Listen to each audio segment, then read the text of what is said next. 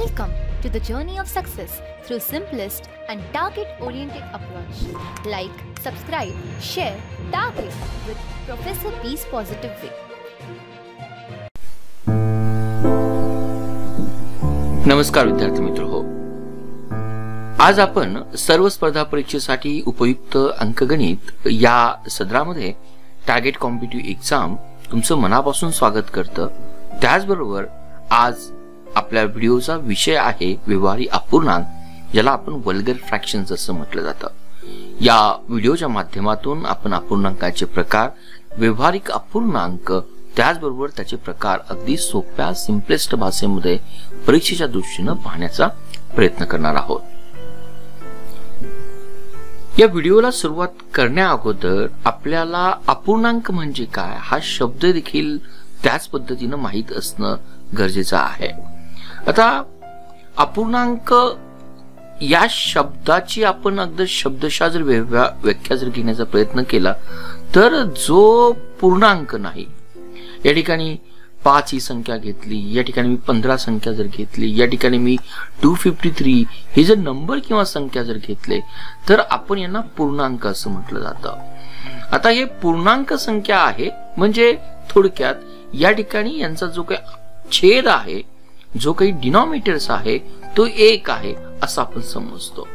म्हणजे अपूर्णांक म्हणजे काय, तर अपूर्णांक म्हणजे ज्या ठिकाणी आपल्याला जो काही दिलेला असेल, छेद जो काही दिलेला असेल, छेद हा एक सोडून दुसरा असणं गरजेचं आहे. म्हणजे जर 5 असेल, या ठिकाणी 8 जर असेल, या ठिकाणी जर 19 नंबर जर दिलेला असेल, हा पूर्णांक असेल.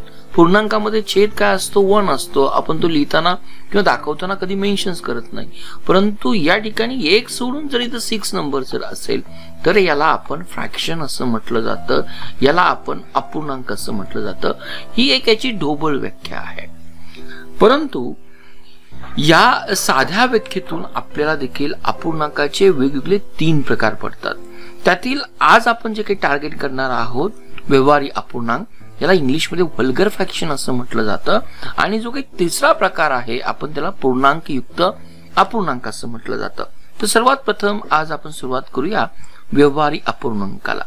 तो व्यवहारी अपूर्णांक अगदी सोप्या भाषेमध्ये ज्यावेळेस मी 5/3 असं लिहितो, 5/3 ज्यावेळेस लिहिलं जातं याचा उद्देश काय की एखादा केक आहे, एखादा पिझ्झा आहे, आणि जर या केक आणि पिझ्झाचे मी एक्झॅक्टली 5 भाग केले या ठिकाणी, आणि आउट ऑफ 5 भागापैकी मी जर एक भाग चूज केला किंवा खाल्ला तर मी किती भाग खाल्ला, तर 5 भाग समान भाग आहे हे आपण समजून घ्या.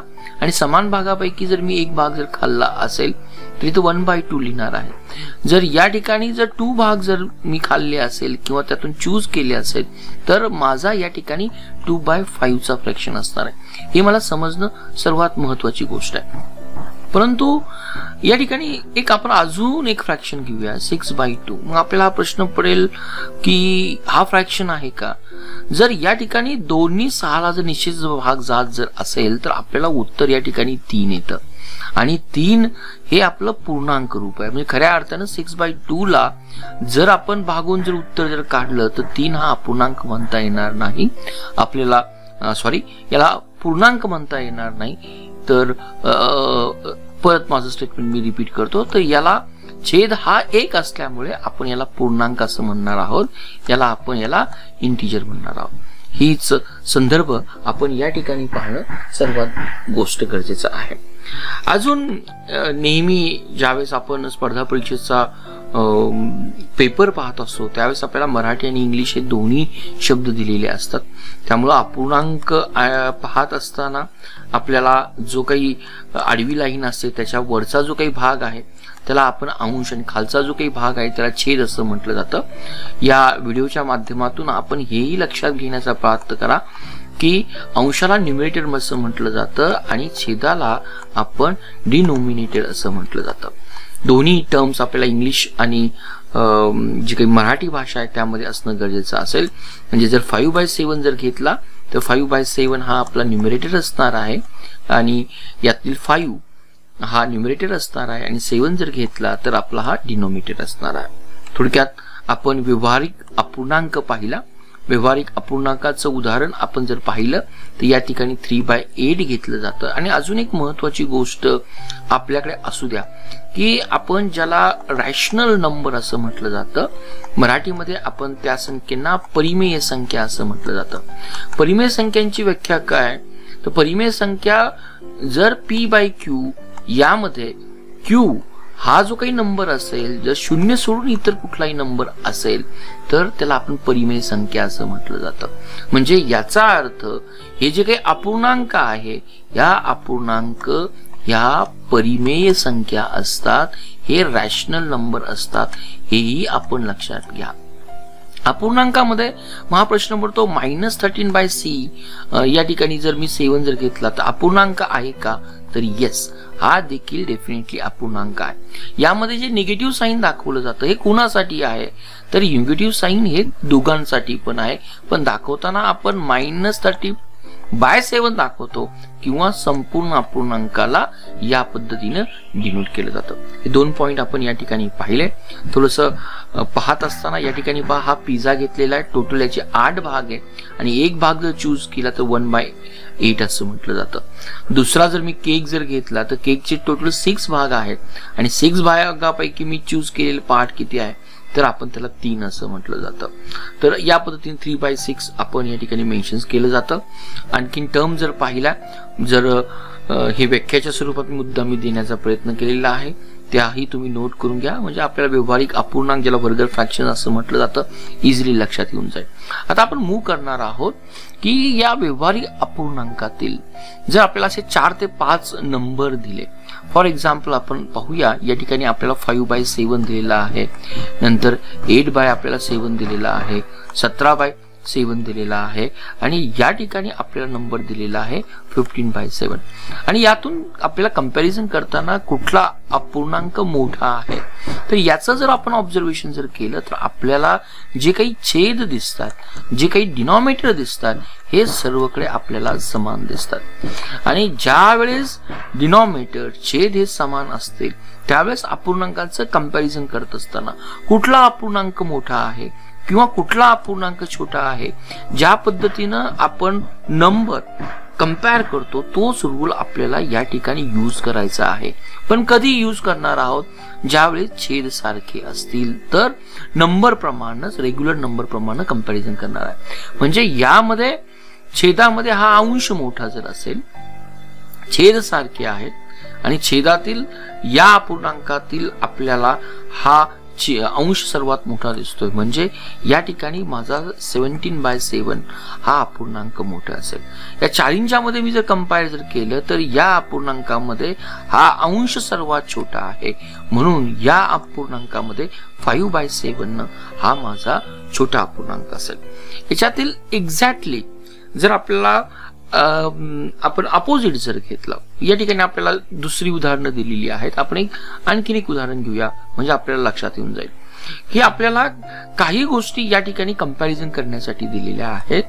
आपल्याला 9/11 हा एक अपूर्णांक दिलेला आहे, आपल्याला 19 थोडस मी यामध्ये करेक्शन करतो, 9/19 हा एक अपूर्णांक दिलेला आहे. दुसरा आपल्याला जो काय अपूर्णांक दिलेला आहे हा 9/10 दिलेला आहे. तिसरा जो काय अपूर्णांक दिलेला आहे हा 9/29 दिलेला आहे. तर आणि आपल्याला विचारलेलं आहे की यांचं कंपॅरिझन करा. यांचं कंपॅरिझन करत असताना आपल्याला छेद हे पूर्णपणे डिफरंट दिसतात, वेगवेगळे दिसतात, पण आपल्याला काय दिसतंय तर अंश हा आपल्याला सारखे दिसतात किंवा अंश आपल्याला समान दिसतात. हा जो काही नियम आपण वापरला होता छेद समान असताना त्याच्या एक्झॅक्टली अपोजिट नियम वापरायचा आहे. म्हणजे याच्यातील मोठा कोण असणार आहे, तर ज्या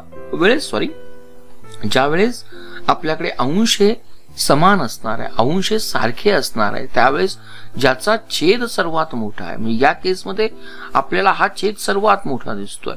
हा जर छेद मोठा जर असेल तर तो आपला लहाना अपूर्णांक असणार आहे. लहाना कुठला आला तर 9/29 आला. यातील सर्वात मोठा अपूर्णांक कुठला आला तर मोठा ज्याचा छेद हा सर्वात लहान आहे, म्हणजे या केसमध्ये 9/10 हा आपला सर्वात मोठा अपूर्णांक आला.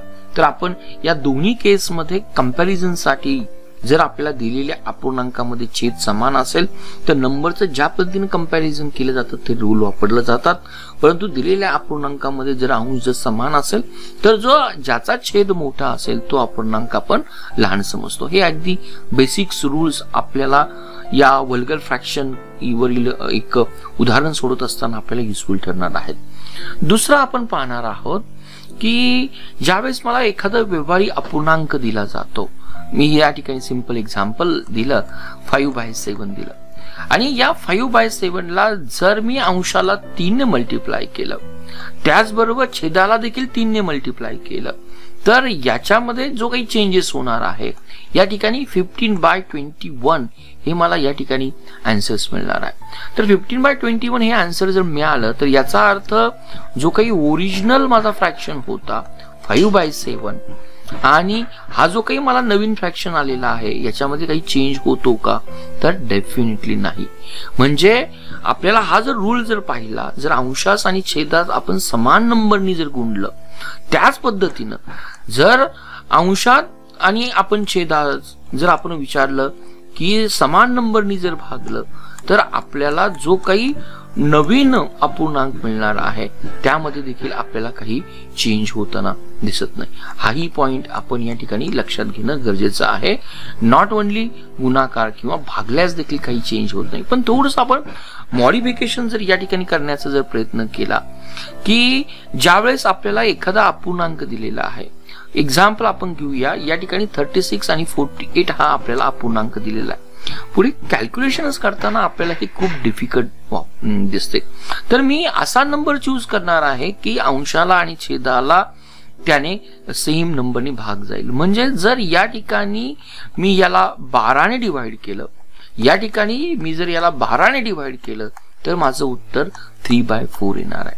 म्हणजे ज्यावेळेस व्यवहारिक अपूर्णांक दिला जातो त्याच्या अंशाला आणि छेदाला एका समान संख्येने जर भाग जात असेल आणि या ठिकाणी जो काही मला व्यवहारिक अपूर्णांक मिळेल किंवा त्याचं मला परत कुठल्याही नंबरनं सारख्या नंबरने भाग जात नसेल किंवा नंतरच्या काळामध्ये तुम्हाला कळेल की हा 12 नंबर आपण काय चूज केलेला, 12 नंबर हा 36 आणि 38 या दोन संख्येचा मसावी घेतलेला आहे. हे जे काही आपल्याला फॉर्म्स मिळतो व्यवहारिक अपूर्णांकाचा त्याला आपण लोवेस्ट टर्म्स असं म्हटलं जातं किंवा त्याला आपण अतिसंक्षिप्त रूप असं म्हटलं जातं. व्यवहारामध्ये किंवा आपल्याला परीक्षेमध्ये कदाचित हे आन्सर न देता आपल्याला जर हे आन्सर जर दिलं तर हेही आन्सर्स बरोबर आहे हे आपण समजून घेणं गरजेचं आहे. या स्लाइड्स मध्ये व्यवहारिक अपूर्णांकाला गुणल्यास आणि भागल्यास येणाऱ्या अपूर्णांकामध्ये काही बदल होतो का, तर तो बदल होत नाही. हा पॉइंट आपण या ठिकाणी नमूद केला. परंतु जर व्यवहारिक अपूर्णांकामध्ये अंश आणि छेदाला एका समान संख्येने जर भाग दिला असेल, जिला आपण मसावी म्हणणार आहोत, येणाऱ्या काळामध्ये आपल्या मसावीच्या व्हिडिओमध्ये हा कन्सेप्ट अधिक क्लिअर होऊन जाईल, तर जे काही व्यवहारिक अपूर्णांक येतं त्याला आपण लोएस्ट टर्म किंवा अतिसंक्षिप्त रूप असं म्हटलं जातं. नेक्स्ट आपल्याला दिलेलं आहे की नावच दिलेलं आहे अंशाधिक, म्हणजे ज्याचा अंश हा मोठा असणार आहे. हा जर आपल्याला दिला असेल अंश हा छेदापेक्षा मोठा आहे तर आपण त्याला अंशाधिक अपूर्णांक असं म्हटलं जातं. हा पॉइंट लक्षात ठेवा.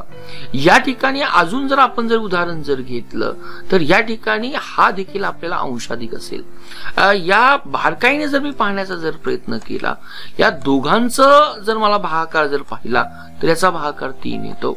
याचाही जर मी भागाकार घेण्याचा प्रयत्न केला तर याचा भागाकार डेफिनेटली मला 1 पॉइंट समथिंग मिळणार आहे. म्हणजे अंशाधिक अपूर्णांकाची किंमत ही मला नेहमी एकापेक्षा अधिक येणार आहे. हा पॉइंट आपण सर्वात लक्षात घ्या. आणि सुरुवातीच्या स्लाइड्स मध्ये आपण जो काही अपूर्णांकाचा तिसरा प्रकार दिला ज्याला मिश्र अपूर्णांक असं म्हटलं जातं. मिश्र अपूर्णांक किंवा हा शब्द खूप महत्वाचा आहे. पूर्णांकयुक्त अपूर्णांक. हा अपूर्णांक कसा आहे की त्याच्यामध्ये एक पूर्णांक संख्या आहे, एक इंटिजर्स आहे आणि एक अपूर्णांक आहे. म्हणजे या ठिकाणी 2/3 हा महत्वाची गोष्ट. ही जी काही आपल्याला फ्रॅक्शन्स आहे हा फ्रॅक्शनचा तिसरा प्रकार आपण समजूया किंवा याला आपण मिक्स्ड फ्रॅक्शन्स किंवा मिश्र अपूर्णांक असं म्हटलं जातं. यातील 5 हा जो काही नंबर आहे, ही जी काही संख्या आहे, हिला आपण पूर्णांक संख्या असं संबोधलं जातं. आणि 2/3 हा काय आहे, तर हा एक अपूर्णांक आहे. म्हणून नावही देताना याला आपण पूर्णांक युक्त अपूर्णांक असंही म्हटलं जातं, किंवा आपण त्याला मिश्र अपूर्णांक असं म्हटलं जातं.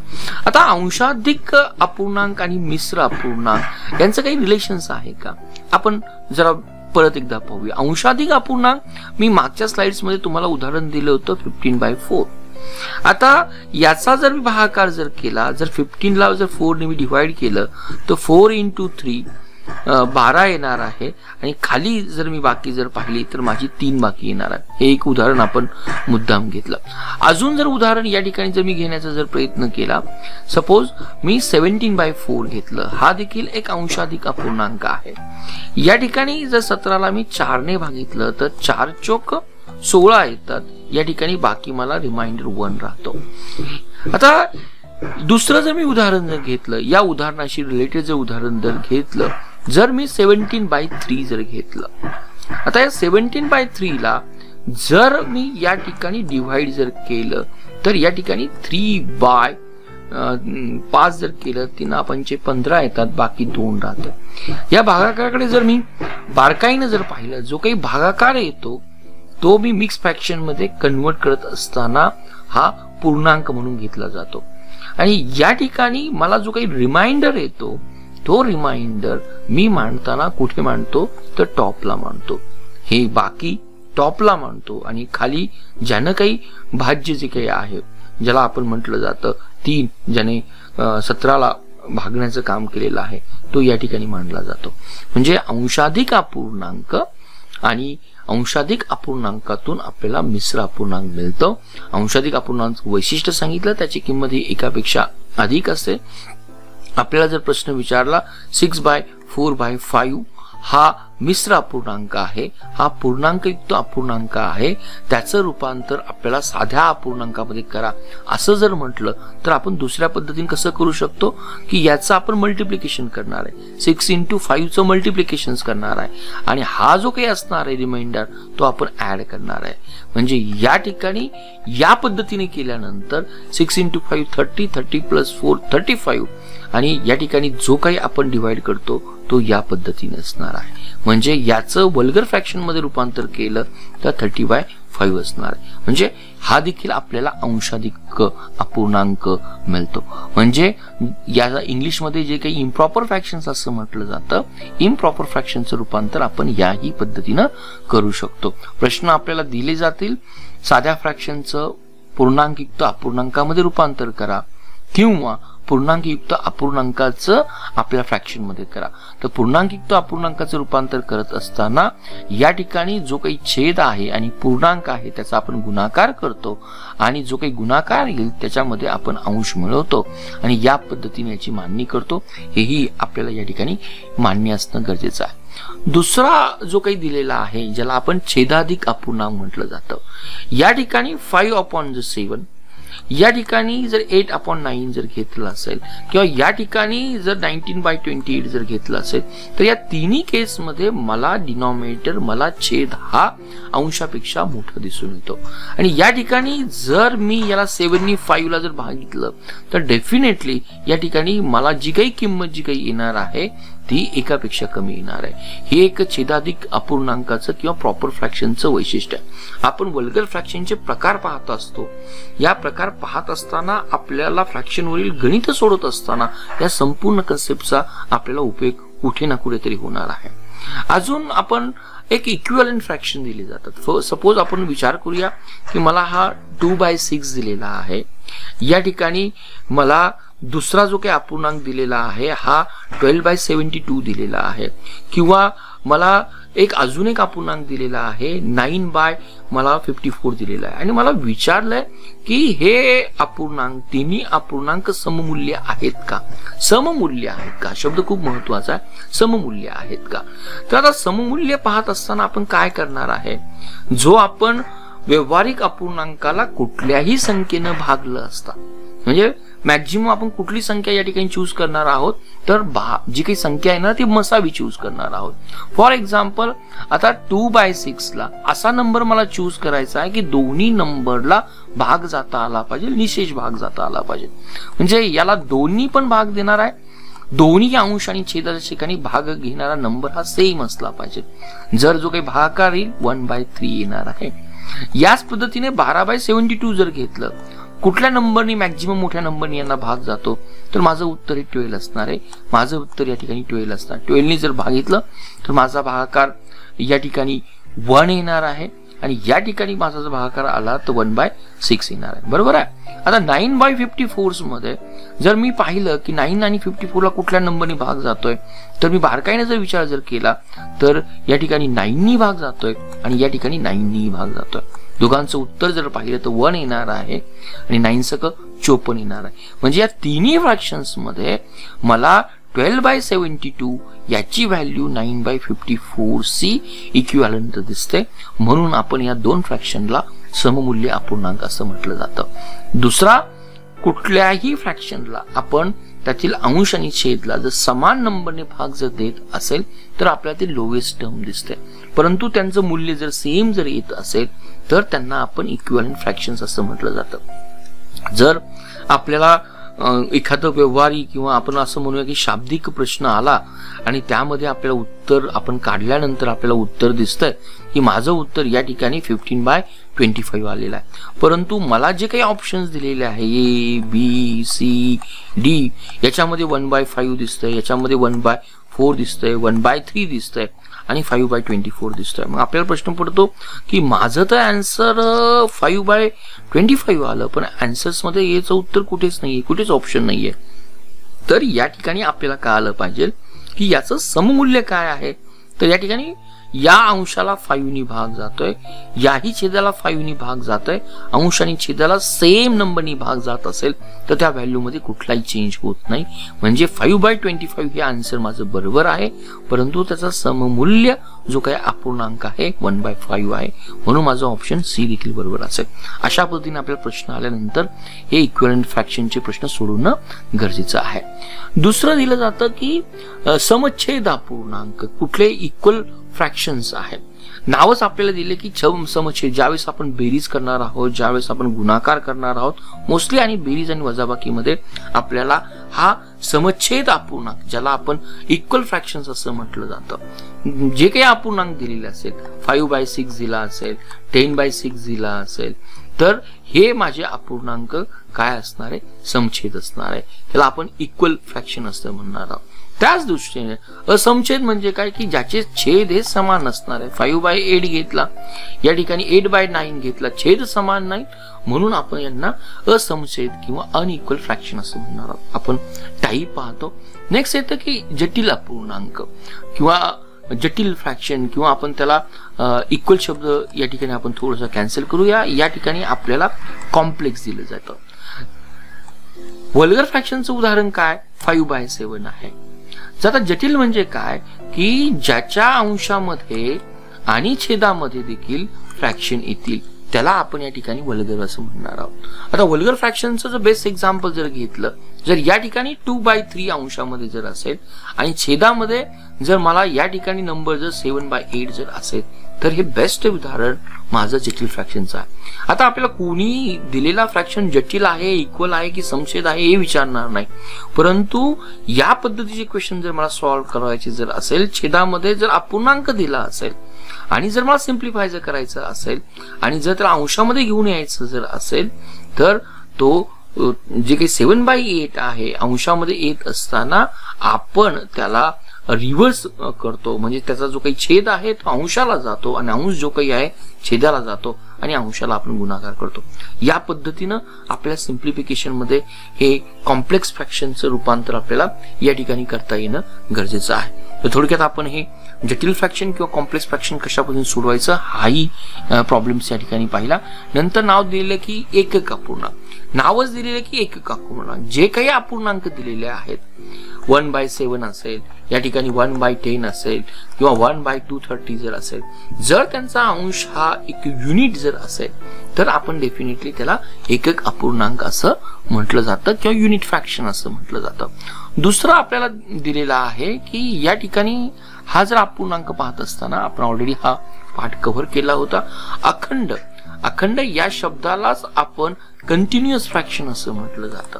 आता कंटिन्युअस फ्रॅक्शनचं उदाहरण काय आहे की जो काही वल्गर फ्रॅक्शन्स आहे त्याच्या एकतर अंश किंवा छेदामध्ये आपल्याला एकापेक्षा अधिक अपूर्णांक दिसून येतात. म्हणजे हे जर मी उदाहरण दिलं, यामध्ये 2/3 जर असेल, 4/5 जर असेल किंवा याच्या छेदामध्ये मला उदाहरण देताना 2/3 असेल किंवा या ठिकाणी 3/4.5 असेल, अशा पद्धतीचं अंश आणि छेदामध्ये किंवा दोन्हींपैकी कोणामध्येही एकापेक्षा जर जास्त अपूर्णांक असेल तर त्याला आपण कंटिन्युअस फ्रॅक्शन्स असं म्हटलं जातं किंवा अखंड अपूर्णांक असं म्हटलं जातं. तर विद्यार्थी मित्रो, हा आपला व्यावहारिक अपूर्णांकाचा अगदी बेसिक व्हिडिओ होता. या पुढे व्यावहारिक अपूर्णांकावर कशा पद्धतीने ऑपरेशन केलं जातं, कशी तुलना केली जाते, कशी बेरीज केली जाते, कशी वजाबाकी केली जाते, हा आपल्या नेक्स्ट व्हिडिओचा पार्ट आहे. आतापर्यंत आपण जे काही शिकलो त्यावर आधारित मी काही क्वेश्चन्स दिलेले आहेत. ही दोन्ही क्वेश्चन्स तुम्ही सोडवायचा प्रयत्न केला. आता आपल्याला प्रश्न क्रमांक जो काही 1 दिलेला आहे, या प्रश्न क्रमांकामध्ये मी तुम्हाला ही 2 उदाहरणं देणार आहेत. आपल्याला पूर्णांकयुक्त अपूर्णांक दिलेला आहे. या ठिकाणी उदाहरण जे काही दिलेलं आहे 4/3 दिलेलं आहे आणि तुम्हाला त्याचं वल्गर फ्रॅक्शन मध्ये रूपांतर करायचं आहे. दुसरं उदाहरण जे काही दिलेलं आहे ते उदाहरण असणार आहे आपलं 8/9. हा मिक्स फ्रॅक्शन आहे किंवा पूर्णांकयुक्त अपूर्णांक आहे, त्याचं तुम्हाला रूपांतर करायचं आहे. आणि तिसरं जे उदाहरण दिलेलं आहे, तिसरं 5/8/7 असेल. तिन्ही उदाहरण आपल्याला सोडवायचे आहे. आणि दुसरा जो काही प्रश्न आपण दिलेला आहे, आपल्याला हा प्रश्न एक साधे अपूर्णांक दिलेला आहे, त्याचं आपल्याला रूपांतर करायचं आहे एक अपूर्णांकामध्ये. 1/10 दिलं असेल, याला आपल्याला जो काही द्यायचा आहे हा एक अपूर्णांक दिलेला आहे, त्याचं मिक्स मध्ये रूपांतर करायचं आहे. नेक्स्ट आपल्याला दिलेला आहे 29, याचं देखील आपल्याला रूपांतर करायचं आहे साध्या किंवा आपण वल्गर फ्रॅक्शन मध्ये साध्या अपूर्णांकात रूपांतर करायचं आहे. आणि तिसरं जर उदाहरण जर दिलं तर आपल्याला हा 61 दिलेला आहे, 61/7 दिलेला आहे. आणि बारकाईने जर तिन्ही अपूर्णांकाचं जर आपण ऑब्झर्वेशन जर केलं तर आपल्याला हे अंशाधिक अपूर्णांक दिसून येतात.